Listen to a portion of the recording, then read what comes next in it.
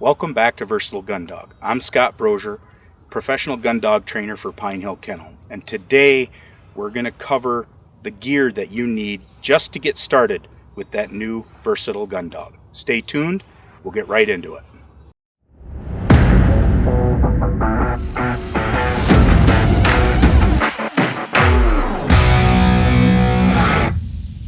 Starting out as a new gun dog owner, whether it's a flusher or pointer, it can be very overwhelming. There's so much to learn and you may not really know where to start.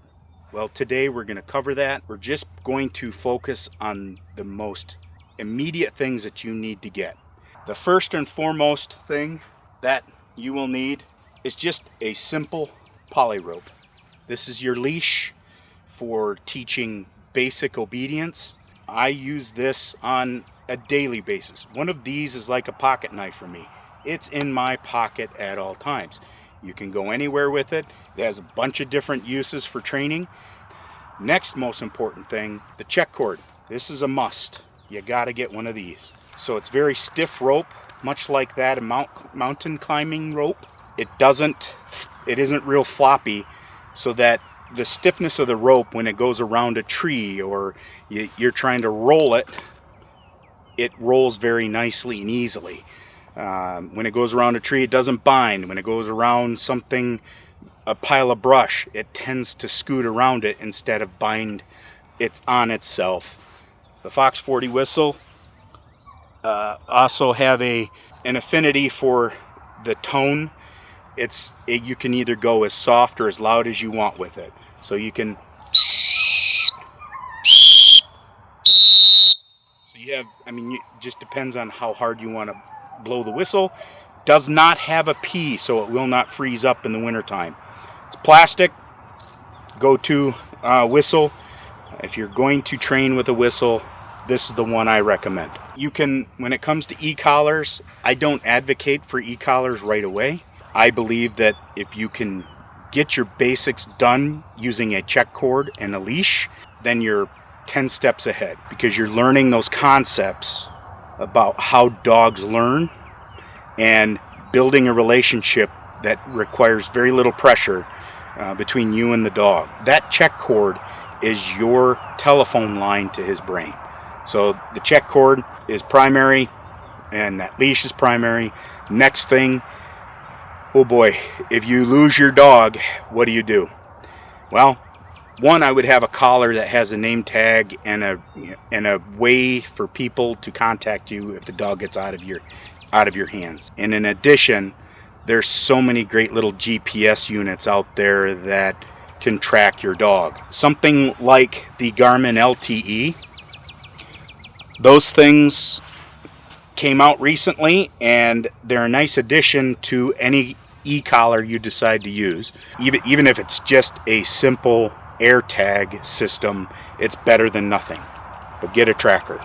With puppies, it's okay to use tennis balls because you can control their movement with their check cord. The nice thing about bumpers is that when you throw them, they stay put. They don't bounce and roll. They don't take off in different directions. So when the dog comes up to grab it, that bumper is static. It's not moving. And they can pick it up. Even if they whiz by it, they can pick it up on the way back through and bring it to you. Probably one of the other big things that you will need eventually is some kind of tie out. That way you can stake them out into the ground. You can teach them how to self-soothe. This system right here this is what I use for a woe post, but it also can be used with a shorter cable to tie out your dog and teach them how to be calm. Making sure your dog has a good vet is important. You want to keep up on your heartworm and all your vaccinations. Get a good heartworm and flea and tick dewormer you and your vet can agree upon. I personally use Brevecto, and then I use ivermectin based heartworm preventative, but I know that there's some Simparico Trio that does all three. It does your flea, tick, and your heartworm. So that's a good route to go as well. I have been using this Sawyer tick repellent on my clothing for me, but more importantly, I will oftentimes spray down a children's shirt. I'll go and get those small white children's shirts. I'll dose those shirts up really heavy with this stuff and let it dry. And then when it's dry, I'll go hunting and I'll put that shirt on the dog as opposed to just spraying it on the dog. I actually have an affiliate link in the description if you want to check that out. That little bit of a commission that I get helps continue production of the videos. So, good dog food. I happen to use a Nook Shook, but there's plenty of other main brand dog foods out there that you can buy. Consult your veterinarian and find a dog food that fits your lifestyle with your dog. Having some form of way to transport your dog. A crate is essential. I have a couple Dakota 283s. There's plenty of options out there. Teaching crate training early in life will make a home out of your crate. So everywhere you go, you have a place to secure your dog from other dogs, dangers, weather, even stressors of travel. So a good crate is essential. Getting a good training vest, something that can carry your gear. I'm using Final Rise vests because they fit me and they're adjustable for me. But there's plenty of other companies out there that build a really good vest. And get one that's comfortable, lightweight, because it's got to carry all your training gear. I'm using one that has a good size pouch in it, and it can carry my first aid kit, a tourniquet, and a small knife, and a set of pliers for porcupines, because if you got a versatile gun dog, at some point you probably will run into a porcupine. So I have a little emergency kit loaded out with some forceps, a bite chuck, so that if I have to remove some quills from the mouth, I can secure the jaw. But just something that you can carry enough, just a small pack of first aid gear and a couple other essentials that you would need in the woods. So I also think you should add a good 209 primer gun. Charter Arms, I guess, is the name of this one. So Charter Arms, look it up. They last a long time. If you spend the money on a good one, they'll last forever. These are optional. You can make do with just a 22 with primers. Because it's orange and it has no barrel, it'll conform to just about any area that firearms are not allowed. So you can still use it in your training. Last of all, eventually you're going to have to get into birds, whether you have a flushing dog or a pointer. So there's a couple things that you can pursue. You can either go to a hunting preserve and see if they have some game birds that you can use.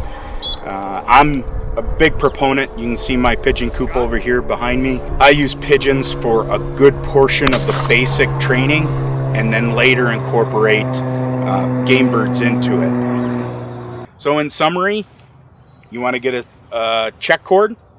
Actually, you probably want to get two.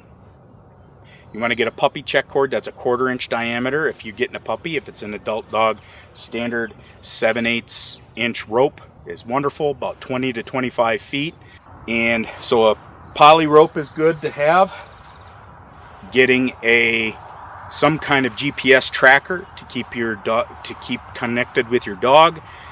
Talk with your vet for a good source of nutrition for your dogs as well. Getting good medications for flea, tick, and worms, specifically your heartworm. And especially in Michigan, the ticks have exploded here. So make sure your dog is protected. A good safe crate, and for the most part, that's about all you need to get started. That list of gear will be with you forever, and it can transition into the next gun dog and the gun dog after that. I have a check cord that's been with me for 15, 20 years. So I hope that helps you out. And if you enjoyed this video and found some value in it, please think about liking and subscribing. It really helps the channel grow and allows me to continue to bring more content to you. And if you have any questions or concerns, by all means, drop a message in the comments below. I look at all the messages, so I will reply. It might take me a little bit to get to you if there's a big string, but I will get to you. Thanks again. I really appreciate you taking the time to watch the video, and we'll see you in the next episode.